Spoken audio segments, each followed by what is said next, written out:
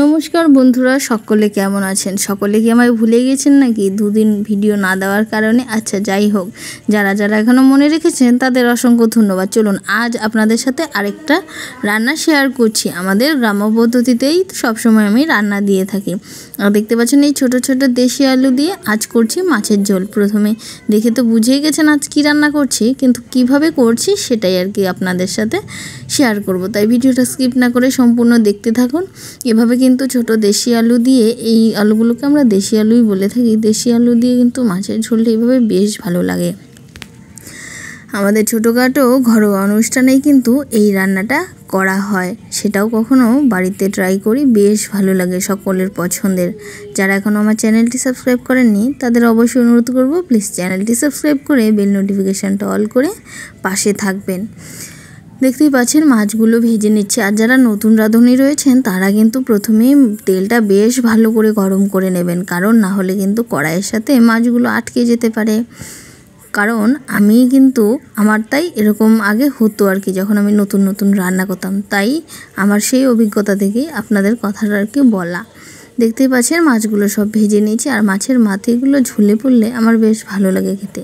সবসময় তো একঘেয়েমি মাছের মাথা রান্না করতে ভালো লাগে না, তাই কখনো কখনো আমি এইভাবে ঝুলে দিয়ে দিই, আমার বেশ ভালো লাগে মাছের মাথা খেতে। তারপর ওই মাছ ভাজার তেলে কিন্তু আমি আলুগুলোকেও সামান্য ভেজে নেব।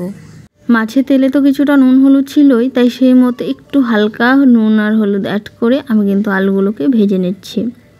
আলুগুলো কিন্তু একটু ভেজে নিলে তরকারির টেস্টটা হয় ভীষণই ভালো। দেখতেই পাচ্ছেন আলুগুলোর উপরে হালকা লালচে লালচে কালার ধরে গেছে, তখন কিন্তু নামিয়ে নিচ্ছি। আর এদিকে আমি সামান্য আর একটু তেল দিয়ে তেজপাতাগুলো একটু ভেজে নিয়ে 5 ফোড়ন দিয়েছি। আপনারা চাইলে এখানে জিরেও দিতে পারেন। আমাদের বাড়ির সকলে আবার 5 ফোড়নের স্মেলটা বেশি পছন্দ করে এই রান্নায়। এখানে আমি কাঁচা লঙ্কা কিন্তু আমি অ্যাড করেছি। মশলাতে দিয়েছি সামান্য ধনে গুঁড়ো, জিরে আর লঙ্কা। তারপর নুন আর হলুদের সাথে মশলাটাকে অনেকক্ষণ সময় ধরে কষিয়ে নেব।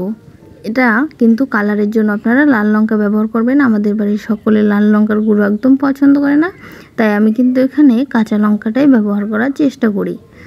তারপর দেখতেই ভাজতে ভাজতে কিন্তু মশলা থেকে কাঁচা গন্ধ চলে গেছে। অতিরিক্ত তেল দিইনি বলে কিন্তু এত তেল কিন্তু উঠবে না মশলা থেকে। আমি কিন্তু খুব কম তেলেই রান্নাটা করার চেষ্টা করি। দেখতে পাচ্ছেন মশলা থেকে কাঁচা গন্ধ চলে গেছে। তারপর মাছগুলো দিয়ে দিলাম কিছুক্ষণ ফুটিয়ে নিয়ে। এভাবে করে মাছের সাথে আর কিছুক্ষণ ফুটিয়ে নিলেই হয়ে যাবে আমাদের সাধারণ রান্না মাছের ঝোল।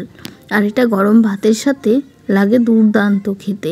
কখনো অবশ্যই ট্রাই করবেন। খুবই সাদা সিধে আর কি রান্না সোজা সাপটা, কিন্তু এই ঝোলটা পাতে পড়লে দুপুরের গরম ভাতের সাথে লাগে অমৃত আমার কাছে।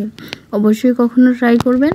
আর সবশেষে কিন্তু একটু গরম মশলা দিয়ে দেবেন। আর যারা বুঝতে পারেন না তরকারি হয়েছে কি না, তারা কিন্তু এই যে দেখতে পাচ্ছেন তরকারির সাইডে হালকা তেল ভেসে উঠছে, এটা থেকেই বুঝে যাবেন রান্না হয়ে গেছে। তো কেমন হয়েছে রান্নাটি অবশ্যই কমেন্টে জানাবেন। আজকের জন্য এই পর্যন্তই। সকলে ভালো থাকবেন, সুস্থ থাকবেন এবং আমার পাশে থাকার অনুরোধ রইল।